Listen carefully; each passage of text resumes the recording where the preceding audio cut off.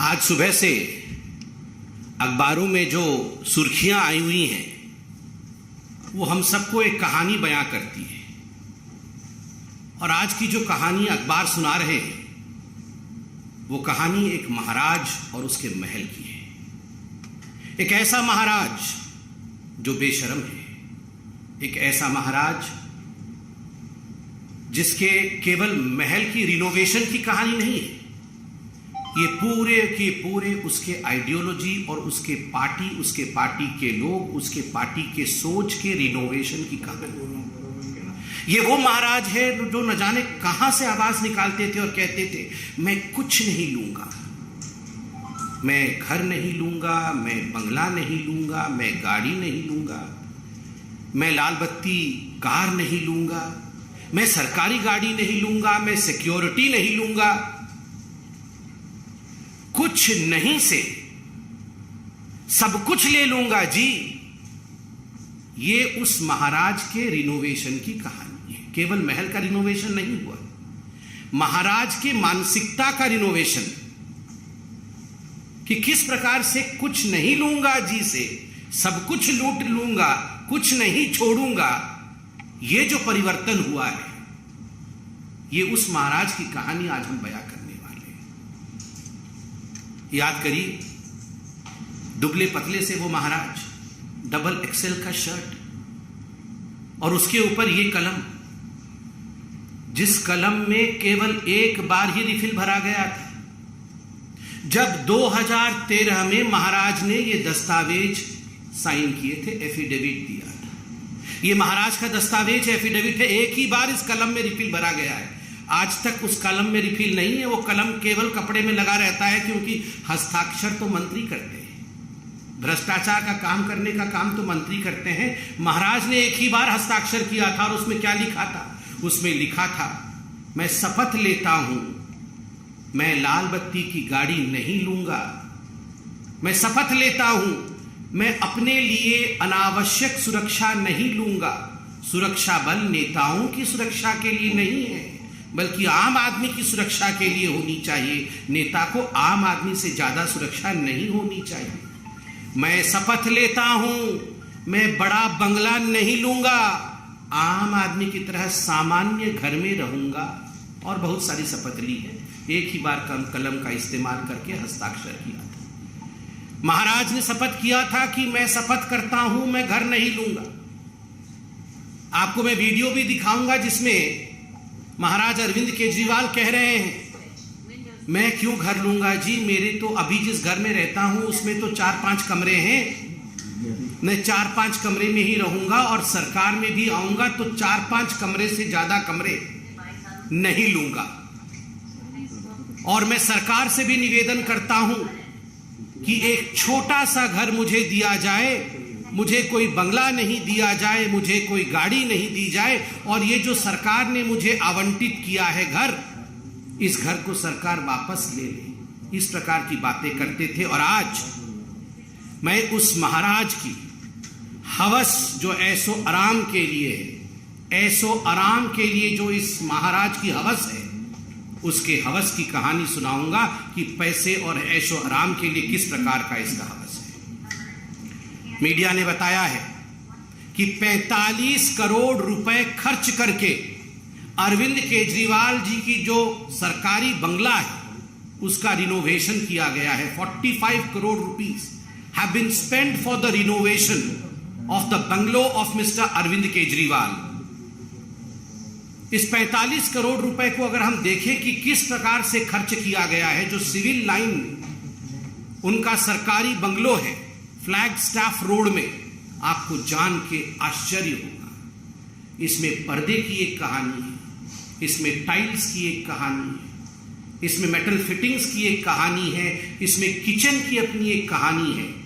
और ये सारे पर्दे, फिटिंग्स, इलेक्ट्रिकल लाइटिंग्स, टाइल्स, ये चिल्ला चिल्ला कर कह रहे हैं कि we are of the most superior quality, हम सबसे सुपीरियर क्वालिटी के हैं। और आज मैं आपके सामने वो दस्तावेज, तमाम दस्तावेज दिखा रहा हूं, जो दस्तावेज महाराज अरविंद केजरीवाल जी के घर की रिनोवेशन की कहानी को बयां करते हैं। आप ध्यान से इन दस्तावेजों को देखें।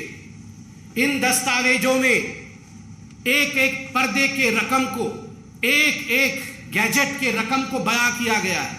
एक एक टाइल्स कहां से, किस देश से मंगाई गई, उसकी कहानी इस दस्तावेज में मौजूद है। और मैं दस्तावेज के कुछ अंश, दस्तावेज तो बड़े हैं, कुछ अंश आपको दिखाऊंगा। आप देखिए इसमें क्या लिखा हुआ है। Superior quality tiles, superior quality ornamental work, superior quality flooring, सब कुछ सुपीरियर क्वालिटी।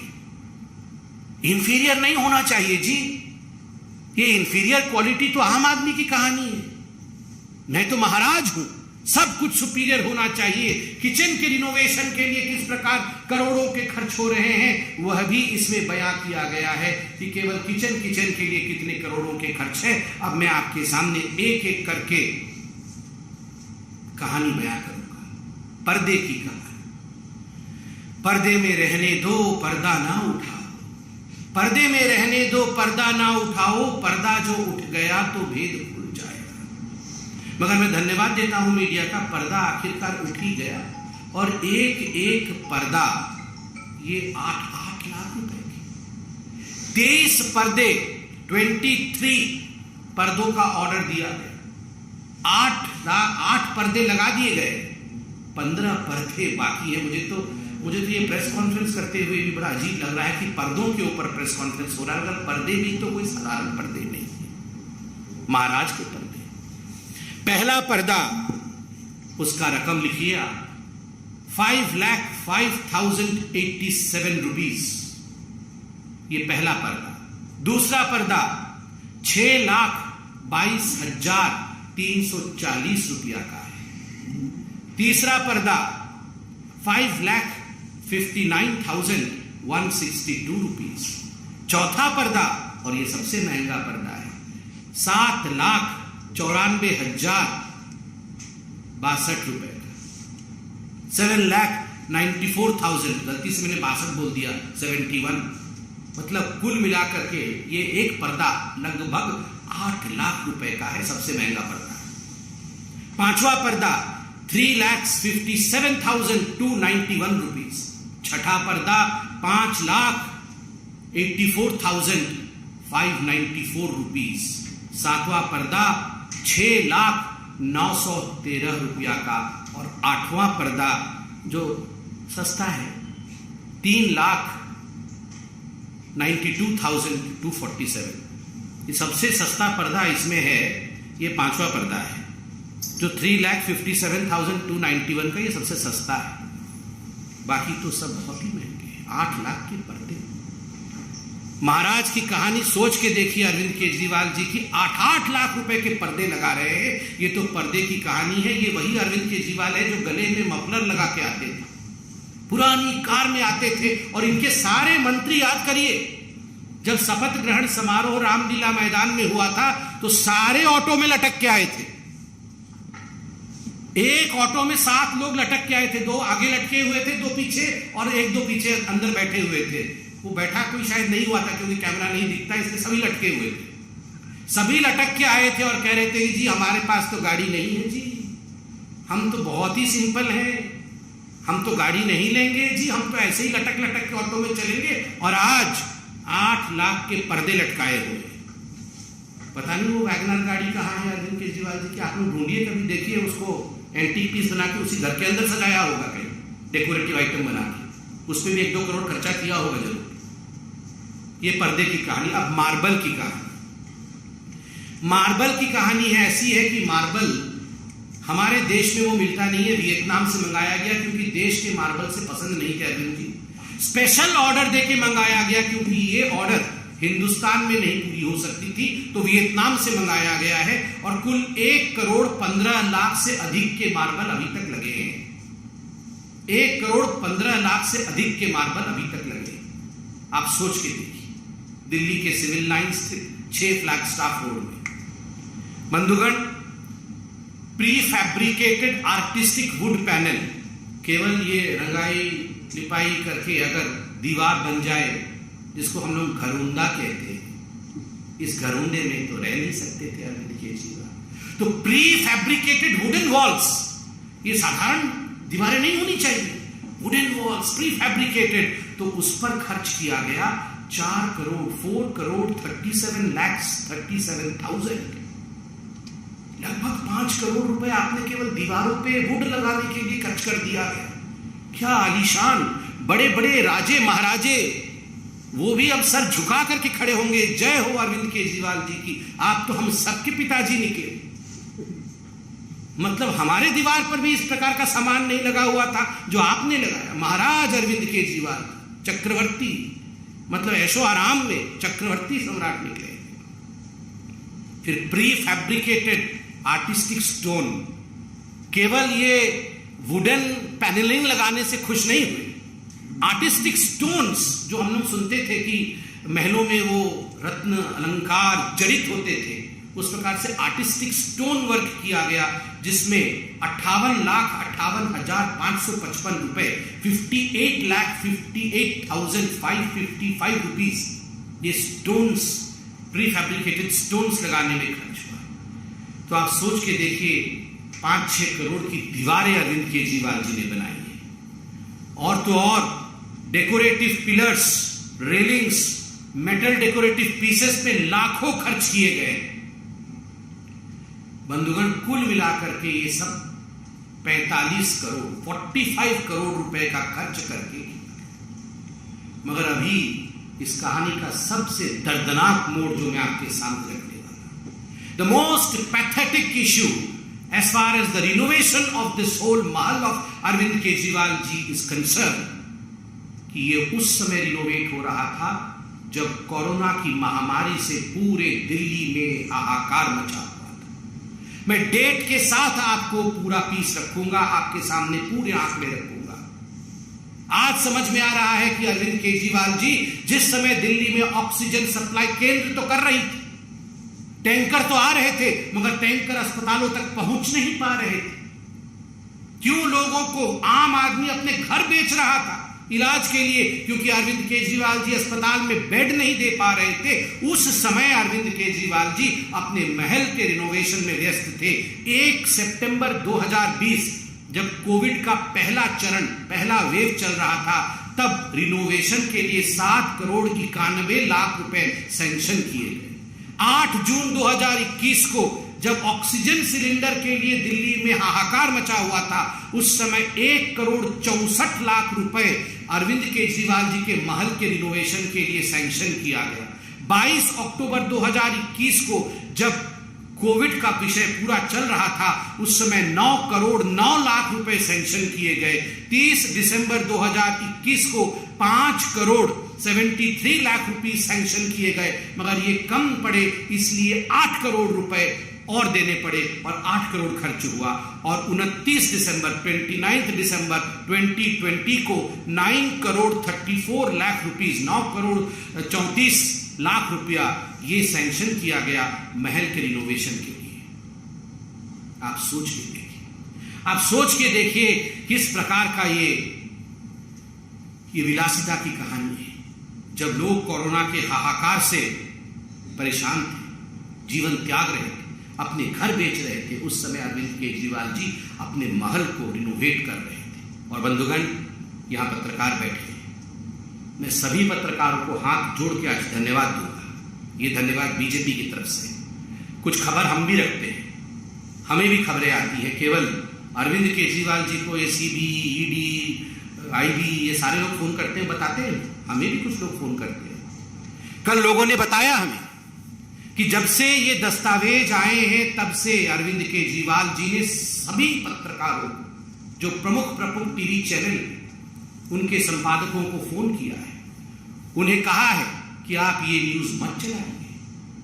और 20 करोड़ से 50 करोड़ रुपया तक ऑफर किया गया है चैनलों को कि आप 20 करोड़ रुपया लीजिए, नहीं तो हम 50 भी देने को तैयार है। मगर मैं धन्यवाद देता, आज सभी अखबारों ने इसको प्रमुखता के साथ छापा। आज सभी चैनल इसे प्रमुखता के साथ रख रहे हैं। ये अपने आप में एक बहुत बड़ी बात है। ये दिखाता है कि किस प्रकार से हिंदुस्तान की मीडिया सच्चाई को आगे रखने में हम सब के लिए एक उत्कृष्ट काम करते हैं। और अब जरा सुनिए महाराज की जुबानी कहानी। छोटा सा आदमी हूं, छोटा सा, मेरी बहुत छोटी सी औकात है। आज मेरे घर में 4 या 5 कमरे हैं। मैं जहां भी जाऊंगा 4-5 कमरों से ज्यादा की मेरे को क्या जरूरत है भाई साहब? 4-5 कमरे ही चाहिए। हाथ पैर पसारने के लिए उतनी जगह चाहिए, और जगह की क्या जरूरत है? कल से मेरे कई चाहने वाले, मेरे दोस्त और मेरे हमारे जो पार्टी के सपोर्टर्स हैं, उन लोगों के मेरे पास फोन आए, उन लोगों के और जो जनता के भी फोन आए, उनके मैसेजेस आए मुझे, और उन्हें लगा कि मुझे ऐसे घर में नहीं जाना चाहिए। सो मैं ये दोनों घर छोड़ रहा हूँ और मैं सरकार को बोलूँगा कि वो मेरे लिए कोई और इससे भी छोटे घर ढूंढने की कोशिश करे। तो वो कहते हैं ना सीजर्स वाइफ, तो वही वाली बात है, हमें तो उसके लिए तैयार रहना पड़ेगा। We have to be prepared for that scrutiny. कोई लाल बत्ती की गाड़ी नहीं होनी चाहिए उसके पास, कोई बड़ा बंगला नहीं होना चाहिए उसके पास, वो एक कमरे के फ्लैट में रहे आम आदमी की तरह, कोई सिक्योरिटी नहीं होनी चाहिए। तो आप सोचिए जरा कहां से आवाज निकालते थे। मतलब हृदय की गहराई से, पेट के अंदर से एकदम आवाज निकलती थी अरविंद केजरीवाल जी की कि एक कमरे के घर में रहूंगा जी, नहीं रहना चाहिए एक कमरे से बाहर। मैं तो सिर्फ उतना ही, मुझे उतना ही स्थान चाहिए, पैर पसार लूं बस, मेरा पैर बस दीवार से ना लगे, दीवार और पैर के बीच में इतनी जगह होनी चाहिए, बस उतना ही जगह चाहिए। कहां से ये आवाज निकालते थे और कहां से कहां पहुंच गए। पैर पसारने से लेकर शराब घोटाले तक, और शराब घोटाले से लेकर महल के रिनोवेशन तक की ये कहानी आज भारतीय जनता पार्टी ने मीडिया के माध्यम से जनता के समक्ष रखा है। जनता, ये है महाराज अरविंद केजरीवाल और उनके महल के भ्रष्टाचार की कहानी। आप जरूर इसे देखें, जानें और महाराज को परखें और पहचानें। धन्यवाद। उनके यहाँ रेनोवेशन हो रहा है, वो तुलना कर रहे हैं कि प्रधानमंत्री का भी तो बन रहा है। देखिए, मैं बड़े स्पष्ट रूप से कहना चाहता हूं, पहले तो टाइम्स नौ भारत का बहुत बहुत धन्यवाद। आपने जिस प्रकार से इस पूरे विषय को उठाया है, दस्तावेजों के साथ, वैज्ञानिक दृष्टिकोण के साथ इस पूरे विषय की आलोचना करके इसके सच्चाई का उजागर किया है, यह मुझे लगता है प्रलोभनों के बावजूद, बहुत प्रलोभन दिए गए होंगे, यह हमें भी पता चल रहा है, यह दिखाता है कि एक सच्चाई के साथ पत्रकारिता आगे बढ़ी है।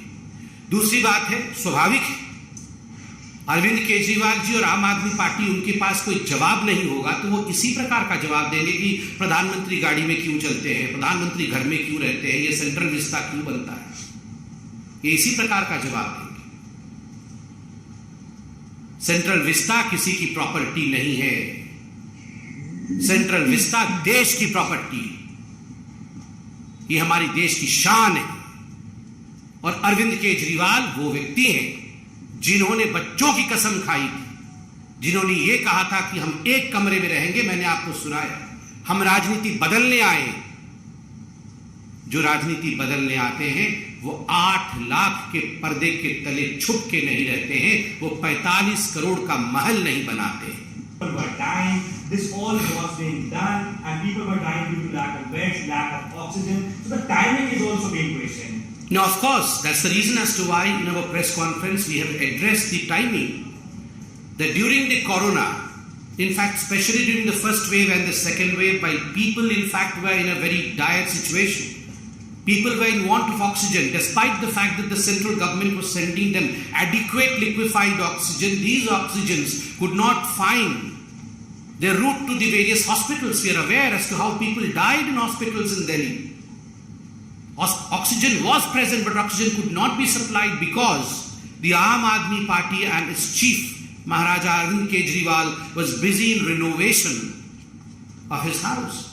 So it's but natural these are questions which would be asked by the public, and I'm sure Mr. Arvind Kejriwal would be, through a press conference, answering these questions. We dare the Aam Aadmi Party to immediately take up this challenge of answering us. It's almost going to be 10 now. We dare that you should hold a press conference by 10 and you should address all the relevant questions that have been put to the fore by the media as well as Bharatiya Janata Party and the people of Delhi and this country. Thank you.